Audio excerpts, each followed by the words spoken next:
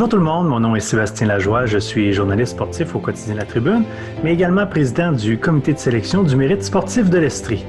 En cette année 2020 très particulière, marquée par la COVID-19, mais également par le confinement qui s'en est suivi, et à l'aube de notre 40e anniversaire, nous avons décidé de nous réinventer un peu et d'aller au-devant de tous nos organismes sportifs de la région afin de voir comment ça s'est déroulé chez eux en cette année 2020, quels sont les défis qu'ils ont pu relever en cette année particulière.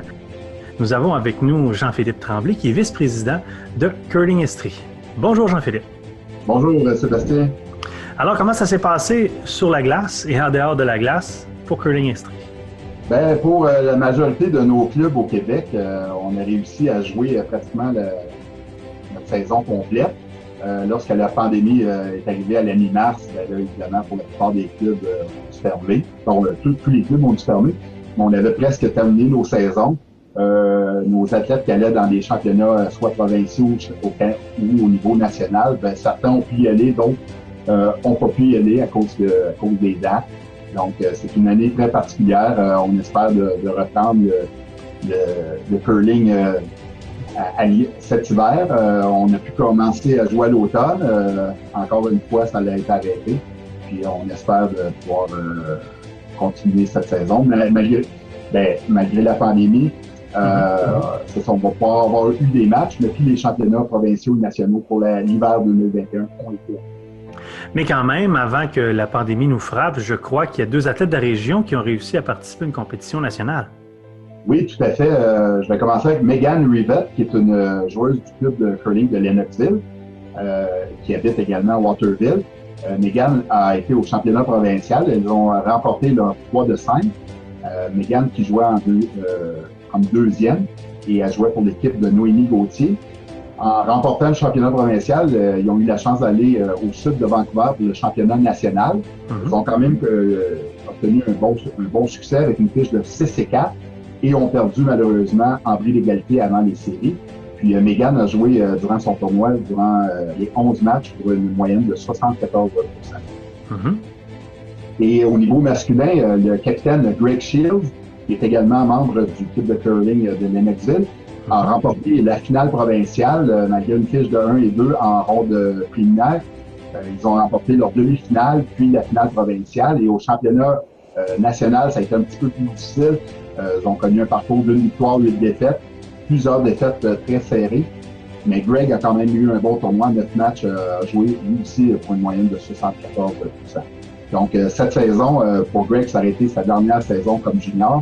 Malheureusement, comme j'ai mentionné tantôt, à cause de la pandémie, sa saison a été annulée. Puis, la sœur de Greg, Lauren, qui fait également partie du club de curling de Lennoxville, l'an dernier, au printemps 2020, elle n'a pas pu participer au championnat des juniors à cause de la pandémie.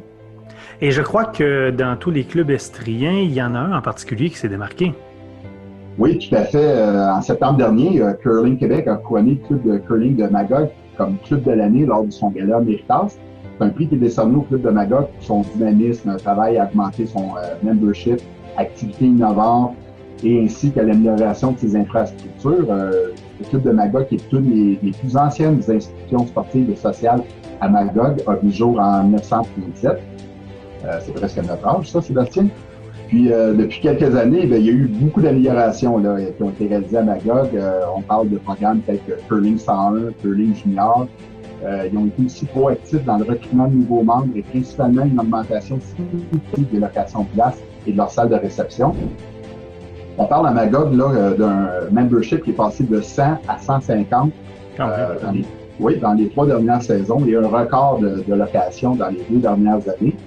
Puis le club a aussi innové en organisant une journée curling reconnaissance. Ses partenaires et initier les gens de la communauté au curling. Ça a été la première édition l'an dernier, puis ça a été un grand succès.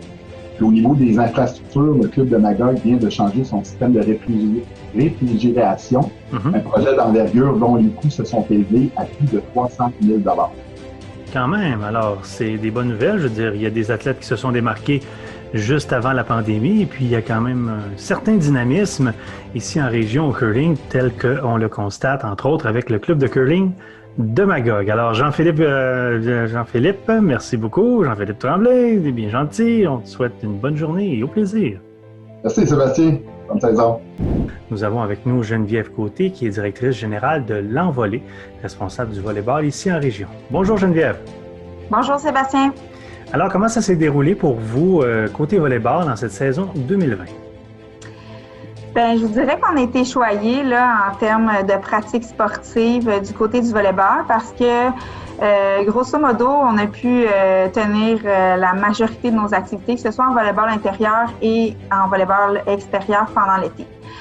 Alors, nous, on ne peut pas passer sous silence là, une performance quand même exceptionnelle de notre équipe du Cégep de Sherbrooke, les volontaires, l'équipe masculine qui est préparée là, et dirigée par l'entraîneur Jérôme Ouellette, qui ont terminé premier là, de la saison avec simplement 5 défaites et 15 victoires.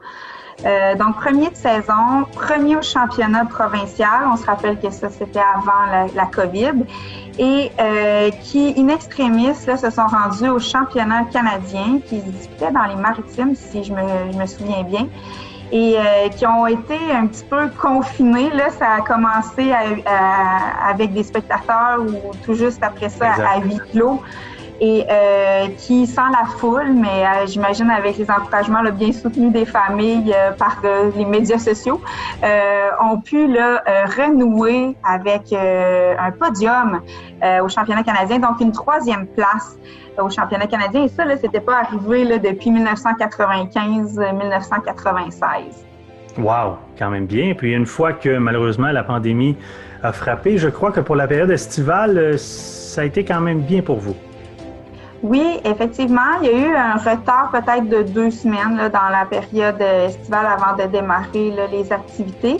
Mais vous savez que Sherbrooke est l'hôte, en fait, des camps de volleyball de plage, des catégories relève. Donc, ce qu'on appelle aussi les équipes du Québec. Et là, ben, dans le fond, moi, je suis là pour souligner les illustrations là, des élèves athlètes de notre région. Et on a trois élèves athlètes en volleyball féminin et 6 en volleyball masculin qui se sont taillés des places sur des équipes relève ou élite ou excellence. Et là, fait important, c'est que nos athlètes qui avaient une place en élite et en relève, qui devaient aller s'entraîner à Toronto, n'ont pas pu le faire, mais se sont entraînés avec la gang là, de l'équipe relève. Donc, ça a bénéficié finalement à nos athlètes peut-être un peu plus jeunes. Tout ça là, supervisé par Annie Martin et Vincent Larrivée, là, qui sont responsables du programme La Volleyball Québec. Mais c'est ça. Donc, ils ont pu aussi jouer des tournois au niveau... il y a eu un championnat provincial, par exemple, là, au niveau québécois. Et on a... on va dire un duo là, féminin qui arrivait là, tout récemment dans la catégorie senior, tout juste âgés de 19 ans, donc ne peuvent plus jouer là, dans les catégories 18 ans et moins, composé de Maude Tivierge et Laura Côté-Colin, des athlètes, là, des volontaires aussi là, au Cégep de Sherbrooke en Division 1, qui ont atteint là, toute l'année, là, se sont classés 5e dans le fond, au championnat provincial. Ah, c'est quand même bien, des bons résultats malgré une pause dans la majorité des sports. Et si on faisait un peu d'extrapolation pour la suite des choses, pour l'année 2021, on s'attend à quoi? Bien, ça se passe quand même bien pour nous pour l'année 2021. Je vous dirais que comme on a pu maintenir nos activités sportives pendant l'été, on a pu recruter chez les plus jeunes des nouveaux athlètes, des athlètes qui ne pouvaient pas pratiquer peut-être leur premier sport, mais qui ont décidé d'essayer le volleyball et qui ont apprécié, ma foi. Donc, le début de l'élite, on va dire, la relève là, avec les élèves de 5e, 6e année. Et tu sais, là, nous, on a le programme sport-études également à l'école secondaire du Triolet, là, qu'on s'occupe, le club Envolée. On a 80 élèves athlètes cette année et les inscriptions pour l'an prochain, c'est déjà pratiquement complet. Donc, notre sport se porte bien, on en est fort heureux, mais tout ça, évidemment, est dû à l'implication de nombreux bénévoles et d'entraîneurs très engagés, très passionnés là, auprès des jeunes. Bon, mais quand même des bonnes nouvelles pour le volleyball en région. Geneviève Côté de l'Envolée, merci beaucoup. Merci.